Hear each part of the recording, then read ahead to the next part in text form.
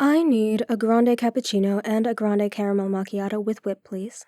Is there anything else I can get you, Chief Ambrose Bella? I'm looking at that blueberry scone. I think that's calling my name this morning. Can you ring it up with mine, please? I'll take a grande coffee with a touch of sugar. Of course, sir. Mike, what are you doing here? You never used to come here. I was hoping to find you here, actually. Unfortunately, you found me. Kinda creepy, isn't it? Maybe a little. I just... Please give me a few minutes, just to talk. I'm on my way to the office. I don't have time for you. You don't owe me anything. I know that, but please. I'm just asking for 5 minutes. Sit down. You have 3 minutes. Listen, you are so important to me. It kills me that we can't talk like we used to. What I did was truly a dick move. I want you to hear me when I say this. I will always regret what I did. That will be the one thing in my whole life I regret more than anything. You are the love of my life, Amora. Then why do it in the first place? I don't think we should... No, Mike! I'm fucking serious! If you truly mean you're sorry, then you will tell me why you cheated on me with her. What did I do that drove you to that? I'll tell you the truth. I know it's not an excuse. We were having issues even before your parents' deaths. When they passed, though, I lost you. You lost any drive for showing any love or intimacy, and time passed on. Months went on, and I couldn't snap you out of it. You seemed darker, sadder, angrier. We didn't have conversations anymore. That night, my buddies asked me to go up to the bar. It was a guy's night. I stumbled across her, and it felt like I was having a connection with someone for the first time in what felt like forever. I may have had more than a couple drinks, and I walked her home. It happened a couple times when you were working late and she'd come over. Then it was my birthday, and I didn't know that you took off work and planned to surprise me with dinner and decorations. You came home. She had left but forgot her bra. I didn't even notice it. She had just left maybe 10 minutes before you got there. I was still in bed, naked. Listen, it was dumb and foolish. I mean it. I will always regret hurting you. I can tell when you're lying. And you sound like you're being honest. I know we can never go back to just how it was before. But all I'm asking is that you know that I'm serious, and I'm still in love with you. It can't ever be the same, even if I wanted it to. I know that. But just know that you still have my number. Even if we can't go back to that, I would like to at least try to be friends. Mike. Just think on it, okay? That's all I'm asking. No pressure. I know you have to go. I can't say I don't appreciate your transparency here. But forgiveness is a long road. That said, I think I'll be able to start walking it. Maybe even sooner than I thought. Thank you for the drinks, Michael Ways. See you around.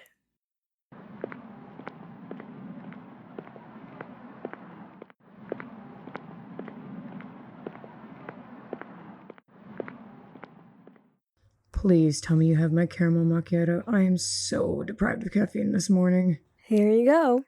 You seem awfully smiley this morning. Did something happen? Oh, no. Just a typical day at our coffee shop. Where did you end up going after work yesterday? Just out to run some random errands. You know, just the typical. How's Abby doing?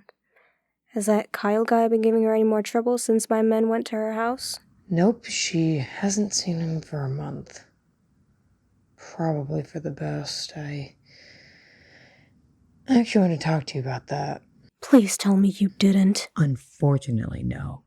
I have been looking, though. He's become untraceable.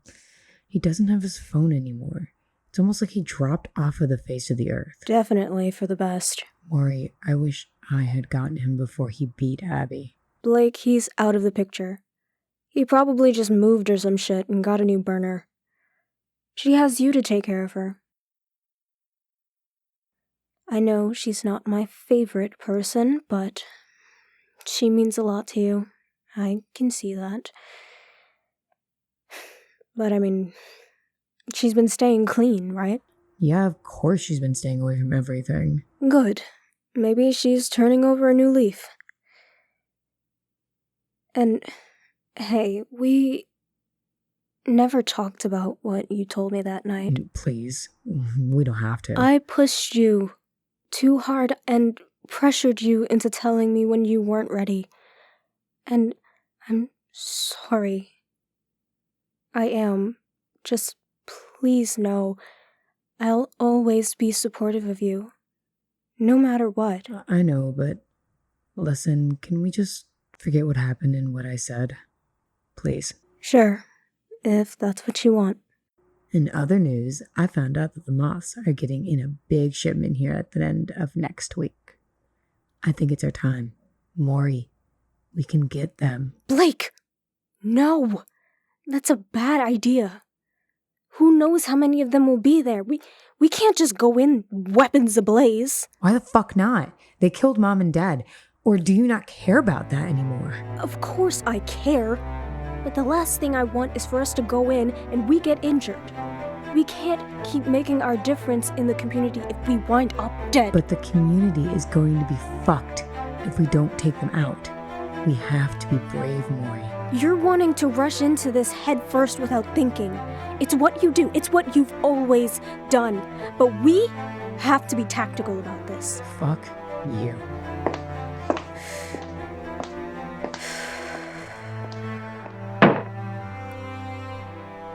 She's going to get herself in trouble.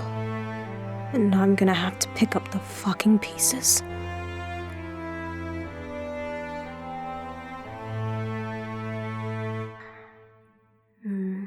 Ignore. Oh. Tom. He wants to grab dinner tomorrow night. Hey, yeah, I should be free. I should get done at the station around 7 if you're okay meeting after that. From Mike. Thanks for talking to me for a few. It was great seeing you. I'm here for you anytime. Shit, what the hell am I doing? So I saw Mike drop you off. You two have a good coffee date? Jesus!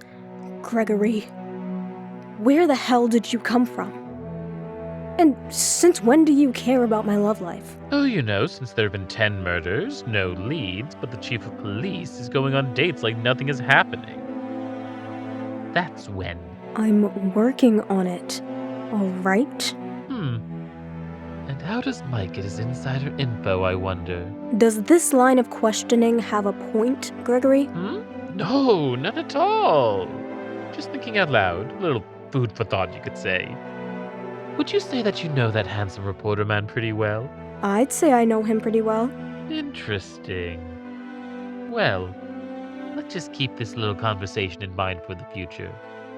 As you were, Miss Bella.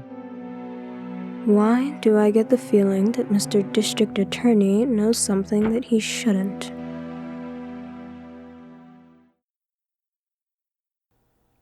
This has been episode 5 of Vindictive, created by Heaven, produced by Olie Hart, written by Heaven, Eli R. Manton, and Allison Coon, aka Sage the Mage. Our audio engineer and editor is Azazel Waters, with music composed by Leilani, Trott, and James Molloy. And for our cast, as Amora, we have Raveng. As a barista, we have Camryn Alexis. As Michael, we have Brayden Medlin. As Blake, we have Sierra Goss. And as Gregory, we have Michael Pantazis. Thank you so much for tuning in to this episode.